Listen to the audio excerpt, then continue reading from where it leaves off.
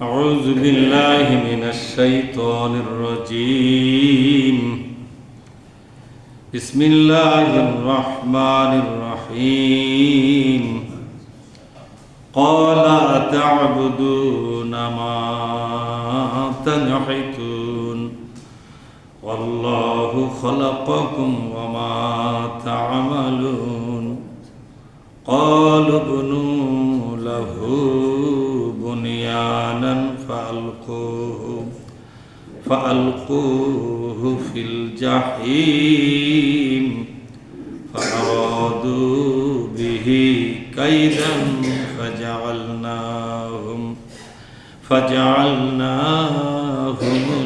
الأسفلين وقال إني ذاهب إلى ربي سيهدين رب هب لي من الصالحين فبشرناه بغلام حليم আমরা আল্লাহর দরবারে শুকরিয়া আদায় করি বলে আলহামদুলিল্লাহ। সালাত এবং সালাম বিশ্ব নবী মুহাম্মদ রাসূলুল্লাহ সাল্লাল্লাহু আলাইহি ওয়াসাল্লাম। সম্মানিত মুসল্লিবৃন্দ, পবিত্র কোরআনের ৩৭তম সূরা সূরা আস-সাফফাত, এখান থেকে আপনাদের সামনে ৯৫ থেকে শুরু করে ১০১ পর্যন্ত আয়াতগুলো আমি পড়ে শোনালাম। আসুন এই কয়েকটি আয়াতের মাধ্যমে মহান আল্লাহ পাক যে বক্তব্য পেশ করেছেন এটা আমরা আমাদের মাতৃভাষায় বুঝে নেওয়ার চেষ্টা করব। আমার তৌফিক ইল্লা বিল্লাহ। আল্লাহ বলছেন,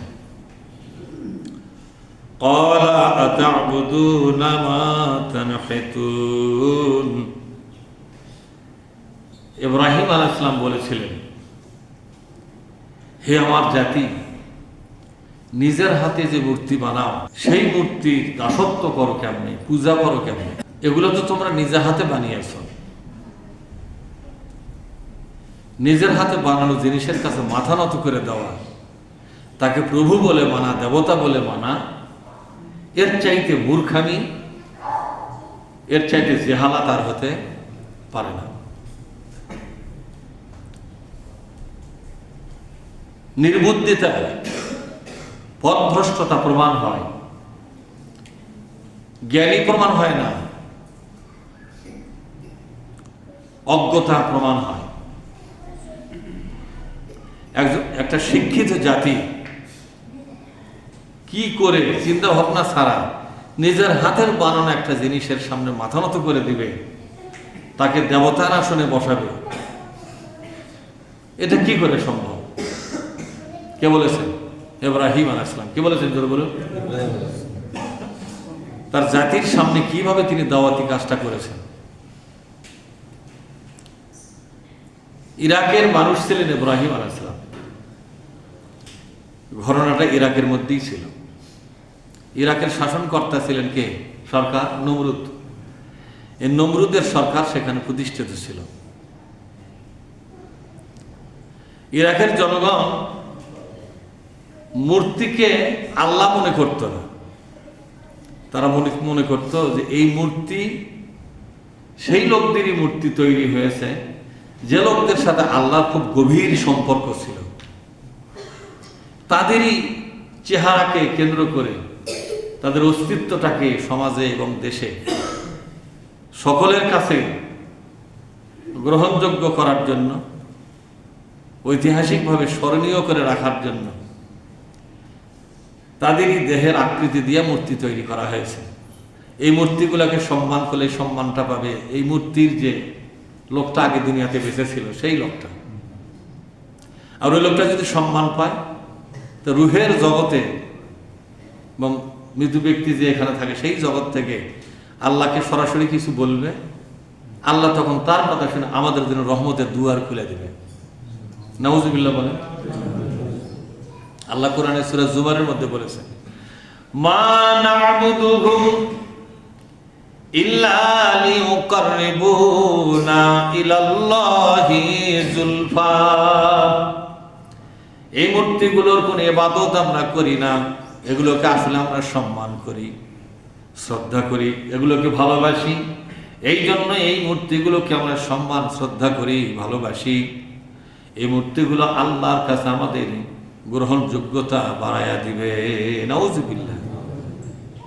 আল্লাহর নৈকট্য, আল্লাহ ভালোবাসা আমাদেরকে আদায় করে দেবে, আমাদেরকে আল্লাহর কাছাকাছি পৌঁছে দিবে। এই মূর্তি যে লোকগুলো দুনিয়াতে ছিল তারা তো আল্লাহর ওলি ছিল।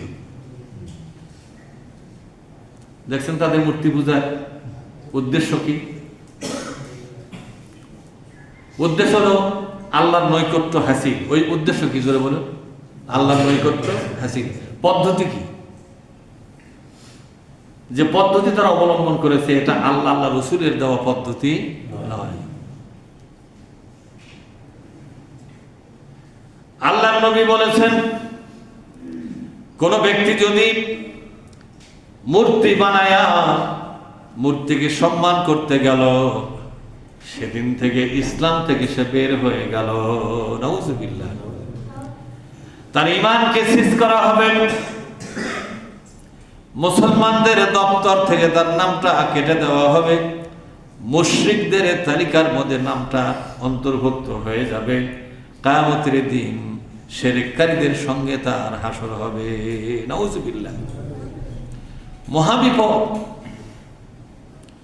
সেটা মুক্তিযোদ্ধার মূর্তি হোক, দেশের নেতার মূর্তি হোক, কথা কি বোঝেননি? বাঁচে থাকা লোকের মূর্তি হোক কিংবা মরে যাওয়া লোকের মূর্তি হোক, যার মূর্তি হোক, মূর্তির প্রতি সম্মান যখনই করতে গেছে সাথে সাথে আপনার ঈমানটাকে নষ্ট করে দেওয়া হলো, বাতিল করে দেওয়া হলো, মুসলমানদের দপ্তর থেকে নামটা কেটে দেওয়া হলো। এটাই হলো ইব্রাহিম আলাইহিস সালামের শিক্ষা, এটাই ইসলামের শিক্ষা। এই শিক্ষাই ছিল মুহাম্মদ রাসূলুল্লাহ সাল্লাল্লাহু আলাইহি ওয়াসাল্লামের শিক্ষা। সমস্ত নবী রাসূলদের শিক্ষা এটাই। আপনি মূর্তিকে সম্মান করতে পারবেন না।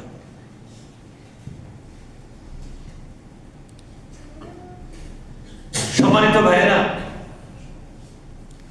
আল্লাহ পাক বলছেন, আল্লাহু খালাকাকুম ওয়া মা তা'মালুন। আল্লাহ তোমাদেরকে নিজে হাতে তৈরি করেছেন, সৃষ্টি করেছেন, আর তোমরা যা কিছু করতেছো সবটুকুন আল্লাহ পাক নিজের হাতে তৈরি করেছেন। সব আল্লাহর সৃষ্টি। এখানে এই আয়াত দ্বারা আল্লাহ পাক বুঝালেন, এক সৃষ্টি হয়ে আরেকটা সৃষ্টির কাছে মাথা নত করে দেওয়া, এক সৃষ্টি আর এক সৃষ্টির কাছে তাকে প্রভুর আসনে বসানো, দেবতার আসনে বসানো, এটা আল্লাহ পাকের নির্দেশনা নয়। এটা একটা জাহালাত, এটা একটা শিরকিয়াত, এটা গায়রুল্লাহর ইবাদত করা। আল্লাহ পাক বললেন, তোমরা যাদের পূজা করো, অর্চনা করো, যাদের গলায় মালা দাও, যাদের পায়ের তলায় খাবার দাও, যাদের কাছে খালি পায়ে হেঁটে হেঁটে যাও। আমাদের দেশে এরকম নিয়ম আছে না নাই? বছরে একদিন খালি পায়ে যাওয়া লাগে, তাই? খালি পায়ে যাওয়া লাগলে এই বিধান কে দিয়েছে? এই বিধান কোথেকে আসে? এই বিধান তৈরি করেছে শয়তান। কে তৈরি করেছে জোরে বলুন? এটা শয়তানের বানানো বিধান। শয়তান সবসময় ইসলামের বিপক্ষে একটা বিধান বানায় এবং সেই বিধানটাকে এত বেশি আকর্ষণীয় করে দেখায়, মানুষ মনে করে যে এগুলো করতে গেলেই তো দুনিয়ার যত মজা, এই মজা মারার জন্যই ওইগুলোর মধ্যে ঢুকে যায়, কিন্তু টের পায় না যে ওগুলোর পিছনে যাওয়া মানে হলো ঈমান শূন্য হয়ে যাওয়া। কি শূন্য হয়ে যাওয়া জোরে বলুন? ঈমান শূন্য হয়ে যাওয়া। আল্লাহ পাক সূরা সফফাতের ৯৭ এবং ৯৮ নম্বর আয়াতে একটা ইতিহাস তুলে ধরলেন, যে ঘটনাবহুল তথ্য তিনি পেশ করলেন। ক্বালু বুনু লাহু বুনয়ানান ফাআলকুহু ফিল জাহিম। ইরাকের সরকার নমরুদের বিচার ব্যবস্থা থেকে রায় হয়ে গেল। নমরুদের কোর্ট হলো ক্যাঙ্গারু কোর্ট। কি কোর্ট ধরে বলে? নমরুদের আদালতের বিচারপতিরা স্বাধীন ছিল না, ও নমরুদ যা করবে সেটাই। ও কোর্ট বিচারের কোর্ট নয়, এটা পলিটিক্যাল কোর্ট। কি কোর্ট ধরে? পলিটিক্যাল কোর্ট বোঝেন? বিচার বিভাগ শাসন ব্যবস্থা থেকে আলাদা থাকা উচিত। কি কথা দাদা? বিচার বিভাগ শাসন ব্যবস্থা থেকে কি এই পৃথিবীকে অবাক করে দিয়া বিশ্বনবী মুহাম্মদ রাসূলুল্লাহ সাল্লাল্লাহু আলাইহি ওয়াসাল্লাম সর্বপ্রথম বিচার বিভাগকে শাসন ব্যবস্থা থেকে আলাদা করেছিলেন। কি করেছিলেন জোরে বলুন? আলাদা করেছিলেন। বিচার ব্যবস্থা এবং শাসন ব্যবস্থা এর মাঝখানে আলাদাই থাকা লাগবে। বিচার ব্যবস্থা শাসনকর্তাদের অধীনে যাওয়া যাবে না। তার শাসনকর্তাদের অধীনে গেলে বিচারকদের দায়িত্ব হয়ে যায় শাসনকর্তার মনোরঞ্জন করা, তার ইচ্ছাকে বাস্তবায়ন করা। কথা ঠিক না? আর যারা রাজনীতি করে তাদের তো মেলা দুশ্মন, ওই দুশ্মনকে দমন করার জন্য বিচার ব্যবস্থাকে ব্যবহার করে কিনা? নমরুদের সময় এই কাজটাই হয়ে গেল। বিচার চলে গেল বিচারালয়ে। আমাদের দেবতাদের মাথা ভেঙে দিয়েছে, হাত ভেঙে দিয়েছে, নাক ফাটিয়ে দিয়েছে, ক্ষত বিক্ষত করেছে। এর কি বিচার হবে? রায় হয়ে গেল। রায়টা কি দিবে? নমরুদের সরকার যে রায় দিল সে রায়টাই কিন্তু বিচারপতি ঘোষণা দিল। বিচারপতি নিজে চিন্তা করার কোনো সুযোগ নাই। তার মানে বিচার ব্যবস্থা ছিল কার অধীনে? রাজনীতিবিদদের অধীনে, ক্ষমতাসীনদের অধীনে বিচার ব্যবস্থা। এই পৃথিবীর যেখানেই বিচার ব্যবস্থা থাকবে ক্ষমতাসীনদের অধীনে, সেখানে মানবতা ভুলণ্ঠিত হবে। কি হবে জোরে বলুন? মানবতা ভুলণ্ঠিত হবে। বিচারের নামে অবিচার চলবে, প্রহসন চলবে। বিচারের বাণী নিভৃতে কাটবে। কারণ বিচারকরা স্বাধীন নয়, তাদের হাতে পায়ে শেকল পরানো। কি পরানো জোরে বলুন? ক্ষমতাসীনদের শেকল পরানো, অদৃশ্য শেকল। তার নাম হলো টেলিফোন। তার নাম কি? টেলিফোন। এই টেলিফোন, এই শেকলটা দিয়ে হাত পাও কি উকিল সাহেব কথা ঠিক বললাম না ভুল বললাম? নমরুদের ইশারা ইঙ্গিতে বিচারের রায় হয়ে গেল। কি রায়? আল্লাহ বলছেন,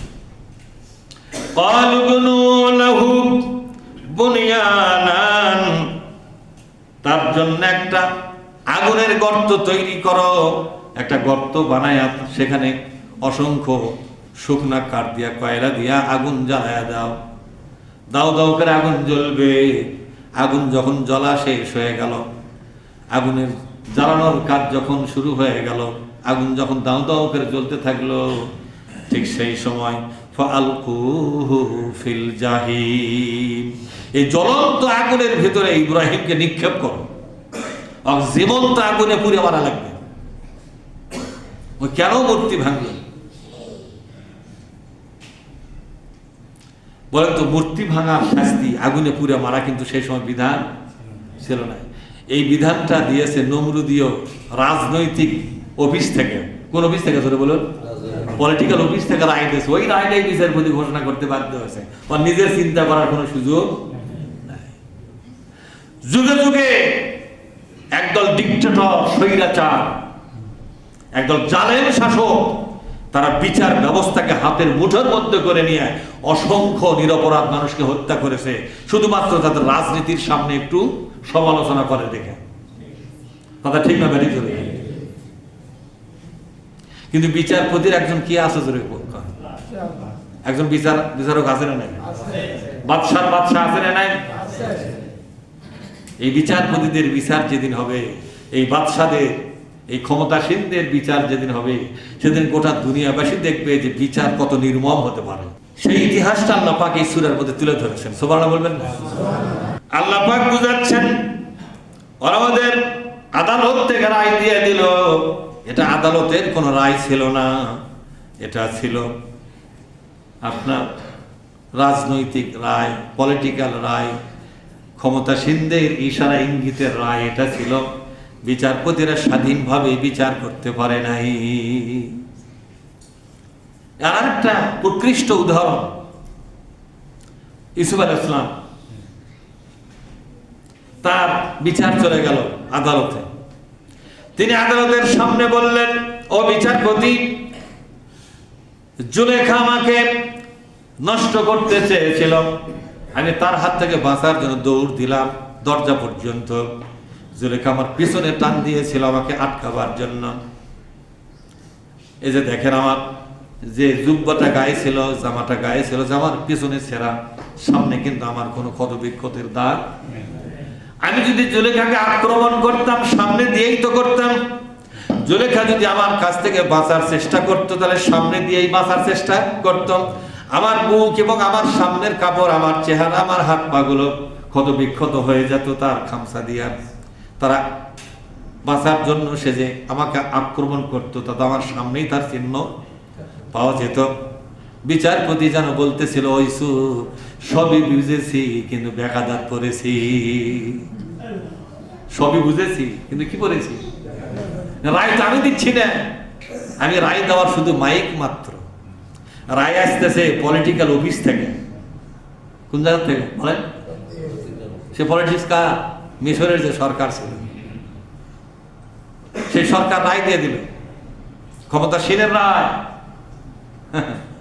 আজিজে মিশর, কি নাম ধরে বলুন? আজিজে মিশর, মিশরের রাজা। উনি বলে দিলেন, ইউসুফকে জেল দিয়ে দাও।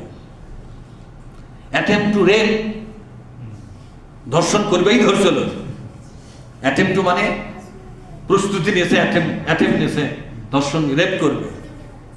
এই দোষে দোষী বানায় তার জেল হয়ে গেল। ইউসুফের কোনো যুক্তি বিচারপতি শোনার সুযোগ নাই। কারণ কি বলেন তো? বিচারপতির হাত পাও কি?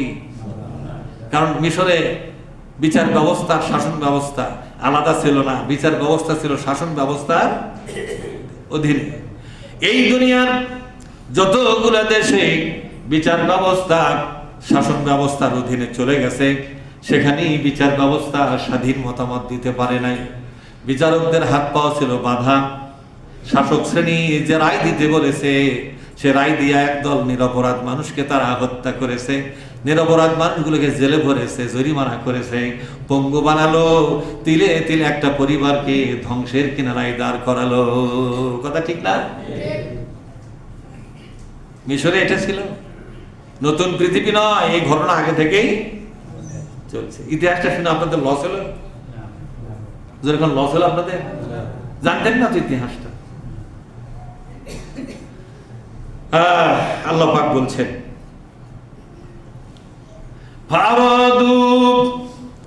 ফারাদু বিহি কাইদান ফাজআলনাহুমুল আসফালিন। আল্লাহ পাক বললেন, ওরা সবাই মিলে একটি মহান ষড়যন্ত্র করল। তাদের ষড়যন্ত্রের টার্গেট ছিল কয়েকটি। একটি হলো ইসলামের আওয়াজকে চিরকালের জন্য তারা বন্ধ করে দিবে। ইব্রাহিম আলাইহিস সালাম যে ইসলামের আওয়াজ দিয়েছিলেন, যে হেদায়েতের দাওয়াত দিয়েছিলেন, একটি নতুন সমাজ নির্মাণের কথা বলেছিলেন, একটি নতুন ইরাক, যে ইরাকটা হবে ইসলামিক রিপাবলিক অফ ইরাক। কি হবে জোরে বলুন? ইসলামিক রিপাবলিক অফ ইরাক, ইসলামী প্রজাতন্ত্র ইরাক, এটা বানাবার জন্য তিনি চেষ্টা করেছিলেন। কোরআন শরীফ এর বহু জায়গায় নবী রাসূলদের মিশনের কথা আল্লাহ বলেছেন। সমস্ত নবী রাসূলদের মিশন ছিল, যেই জনপদের যেই রসুল, সেই রসুলের টার্গেটটা ছিল এই জনপদটা হবে ইসলামী প্রজাতন্ত্র। সুবহানাল্লাহ। এই জনপদটা হবে ইসলামের প্রজাতন্ত্র। ইসলামের প্রজাতন্ত্র বানাবার জন্য নবী রাসূলগণ নিরলস প্রচেষ্টা চালালেন। তার হাতে তৈরি করা সাহাবারাও সেই প্রচেষ্টার অংশ হিসাবে জীবনবাজি রেখে তারাও যুদ্ধ জিহাদে অংশগ্রহণ করল। ইরাকের সরকার এবং বিচার ব্যবস্থা উভয়ে মিলে ষড়যন্ত্র করল।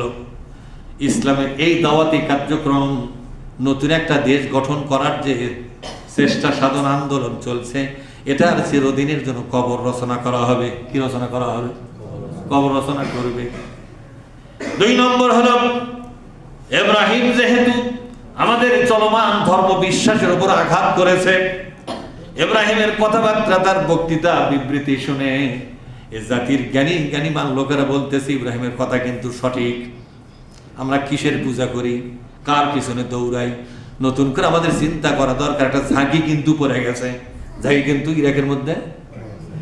ইরাকের জ্ঞানবান মানুষের বিবেকের মধ্যে দংশিত হচ্ছিল কথাগুলো, বারবার কথাগুলো ঘুরপাক খাচ্ছিল। এমনকি শাসক শ্রেণীর বহু নেতা, বহু নেত্রীর মধ্যে ঘুরপাক চলতেছিল কথাটা। নমরুদ বুঝতে পেরেছিল, ইব্রাহিমকে যদি চিরদিনের জন্য বন্ধ করে না দেওয়া হয়, আমার এই দলের লোকগুলো অনেকগুলো কাটিয়ে ইব্রাহিমের দলে যোগদান করতে পারে, উলটপাল্ট হয়ে যাবে, ক্ষমতা হাতছাড়া হবে, চিরকালের জন্য মৌলবীদের পাল্লাত পড়া লাগবে। কার পাল্লাত পড়া লাগবে? কথা হয় না পারে, কার পাল্লাত পড়া লাগবে? ইব্রাহিম যে মৌলবী হয়েছে, এখন হুজুর হয়েছে, এই হুজুরের অধীনে যাওয়া লাগবে আমাদেরকে। সম্ভব? সারা জীবন নেতৃত্ব দিয়ে শেষে হুজুরের পাল্লাত পড়ব? ওই হুজুর যা করবে তাই? এত সস্তা ন। আল্লাহ পাক বলছেন ঠকাবার জন্য তারা ষড়যন্ত্র করল। ফাআরাদু বিহি, বলেন ফাআরাদু বিহি কায়দা। কায়দা মানে কি? কনস্পিরেসি, ষড়যন্ত্র। তারা ষড়যন্ত্র করল, বড় মাপের ষড়যন্ত্রের মধ্যে তারা জড়িয়ে পড়ল সকলেই। এখানে আরাদু সবাই মিলে এই ষড়যন্ত্রে যোগদান করল। ক্ষমতাসীনদের সকল সদস্য যারা ছিলেন, বিচার বিভাগ যারা ছিলেন, সকলে মিলে একযোগে তারা এই ষড়যন্ত্রের সঙ্গে যুক্ত হয়ে গেল, যাতে করে দেশের কোন জনগণ ইব্রাহিমের পক্ষে যেতে সাহস, একযোগে লেগে বলো। আল্লাহ পাক বলেন ওদের ষড়যন্ত্র চলতে থাকলো। এই ষড়যন্ত্র অংশ হিসাবে আমার ইব্রাহিমকে ওরা আগুনের মধ্যে নিক্ষেপ শেষমেশ করেই ফেলল। কিছু কিছু বর্ণনা দেখা যায় যে ইব্রাহিম আলাইহিস সালামের কাছে ফেরেশতা এসে বলল যে আপনি হুকুম দিলে আমরা অগ্নিকুণ্ড নমরুদের বাড়ির উপর ফেলে দেবো। মানে নমরুদের যে সংসদের মিটিং চলতেছিল, ওই সংসদ শুদ্ধ পুড়িয়ে শেষ। মানে সংসদের কোনো এমপি যার বেঁচে থাকবে, মানে এক গোষ্ঠী শুদ্ধ একবার সাপ। আপনি কি করছেন কন? ইব্রাহিম আলাইহিস সালাম বললেন না, মানুষ খুন করার জন্য আমি দুনিয়াতে, আমি আছি হেদায়েতের বাণী পৌঁছাবার জন্য, বেমাক মারিয়া সাফ করবে, এগুলা বুদ্ধি আমার মাথার মধ্যে। এরা বিভিন্ন বর্ণনা পাওয়া যায়, কিন্তু বর্ণনাগুলো এত শক্তিশালী নয়, কিন্তু পাওয়া যায়, বিভিন্ন বই পুস্তকে পাওয়া যায়। কিন্তু যা পাওয়া যায় তার পিছনে কোন শক্তিশালী কোন দলিল দস্তাবেজ নাই, দুর্বল সূত্রে এগুলো কথাগুলো আসছে। এজন্য এগুলো কথা আপনারা অস্বীকারও করবেন না, আবার একেবারে মনের মধ্যে ফরজ হিসেবে নেওয়া তাও নেওয়া দরকার নাই। আল্লাহ পাক বললেন তখন আমি কি করলাম, আর নীরব থাকতে পারলাম না। আমার তাওহীদের বাণী, আমার ইসলামের বাণী, আমার হেদায়েতের বাণী চিরদিনের জন্য নিভে দেওয়ার যে ষড়যন্ত্র তারা করলো, এই তাওহীদের মালিক, ইসলামের মালিক, হেদায়েতের মালিকটাকে জোরে বলুন। ইসলামের আসল মালিকটাকে আমি মালিক হয়ে আমার কর্মচারীকে আমার চোখের সামনে যা ইচ্ছা তাই করবে। আমি তো দুর্বল নয়, আমার একটা ইশারাই তো যথেষ্ট। আমি শেষমেশ নমরুদের সকল ষড়যন্ত্রকে ব্যর্থ করে দিয়েছিলাম। সুবহানাল্লাহ। নমরুদের সকল ষড়যন্ত্রকে ব্যর্থ করে দিয়েছিলাম। আমি আগুনকে বলেছিলাম, ও আগুন, কুলনা ইয়া নারু, বলেন কুলনা ইয়া নারু কুনি বারদাও ওয়া সালামান আলা ইব্রাহিম। কোন আল্লাহু আকবার। আগুনকে নির্দেশ দিলাম, আগুন তোমার দায়িত্ব হলো যা কিছু তোমার মধ্যে যাবে পুরে শেষ করে দেওয়া। কেন আমি নির্দেশ দিচ্ছি রে আগুন, তোমার মধ্যে কাঠ আছে পুড়ে দাও, কয়লা আছে পুড়ে দাও। আমার ইব্রাহিমের একটা লোম পর্যন্ত পুড়তে পারবে না, এমনকি তার গায়ের জামা পুড়তে পারবে না, আমার ইব্রাহিমের মাথার একটা চুল পর্যন্ত স্পর্শ করবে না। সব পুড়ে শেষ করো আমার ইব্রাহিমকে ছাড়া। সুবহানাল্লাহ। শুধু তাই নয়, আমার ইব্রাহিমের মধ্যে যে ঈমান, যে তাওহীদ, যে ইসলাম, যে আল্লাহ প্রেম, যে সাহসিকতা, যে ধৈর্য আছে, এর প্রতি সেলুট জানায়া আমার নির্দেশ মোতাবেক আমার ইব্রাহিমের জন্য এয়ার কন্ডিশন হয়ে যাও। এয়ার কন্ডিশন হবে, ইব্রাহিম যেন আগুনের তাপ না পায়, তার সামনে সব পুড়বে, কিন্তু তিনি নাতিশীতোষ্ণ অবস্থায় থাকবেন। এই যে এসি চলতেছে না, এসি হয়ে যাও, এয়ার কন্ডিশন। এসি মানে কি? এতে এয়ার আর সিতে কন্ডিশন। এই যে মানুষ সংক্ষেপে পাইয়েছি বলে না, এয়ার কন্ডিশন হয়ে গেল। ইমরান ইসলাম দীর্ঘ 40 দিন, কতদিন ধরে কম, কিছু কিছু বর্ণনা কম বেশি, আজ তো 40-এর বর্ণনাটাই বেশি পাওয়া যায়। 40 দিন পর্যন্ত ইব্রাহিম ওখানে থাকলেন। তো বলবেন হুজুর কি খেলেন? আগুনের তাপ যিনি থামায় দিয়েছেন, আগুন কি এয়ার কন্ডিশন যিনি বানালেন, সে আল্লাহ কি তার মুখে খাবার দিতে পারবেন না? আল্লাহ পাক জান্নাতি খাবার দিয়া আমার ইব্রাহিম আলাইহিস সালামকে তিল তিল করে ওখানে লালন পালন করলেন।